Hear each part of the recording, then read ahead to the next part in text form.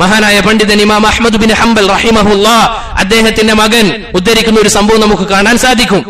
അദ്ദേഹം മരണക്കിടക്കയിൽ കിടക്കുമ്പോൾ അദ്ദേഹത്തിന് രോഗമൊന്ന് മൂർച്ഛിച്ചപ്പോൾ അദ്ദേഹം പറയുകയാണ് ലാ ബഅദു എന്നിങ്ങനെ പറയുകയാണ്, ഇല്ല കുറച്ചുകൂടി സമയമുണ്ട് എന്നിങ്ങനെ പറഞ്ഞുകൊണ്ടിരിക്കുന്നു.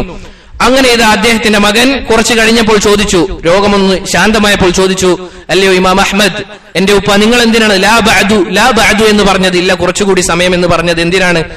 അവിടുന്ന് മറുപടി പറഞ്ഞു, ഇമാം അഹ്മദ് പറയുകയാണ്, ഇതാ എന്റെ രോഗമൊന്ന് മൂർച്ഛിച്ചപ്പോൾ ശൈത്താൻ വന്ന് പറയുകയാണ്, ഇതാ അഹ്മദെ, നീ എന്റെ കയ്യിൽ നിന്ന് വിട്ടുപോയല്ലോ എന്ന്.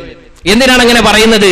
ആ സമയത്ത് അദ്ദേഹത്തിന്റെ ഹൃദയത്തിൽ ഞാൻ അള്ളാഹുവിനെ നന്നായി ഇബാദത്ത് ചെയ്തതുകൊണ്ട് ഞാൻ നല്ലവനാണ് എന്ന ബോധം വന്നു കഴിഞ്ഞാൽ, ഉജുബുൻ നഫ്സ്, സ്വന്തത്തിൽ തന്നെ അത്ഭുതം കൂറിക്കഴിഞ്ഞാൽ അത് വലിയ തിന്മയാണ്. ഞാനെന്തോ വലിയ സംഭവമാണ് എന്ന് തോന്നിക്കഴിഞ്ഞാൽ അത് വലിയ തിന്മയാണ്.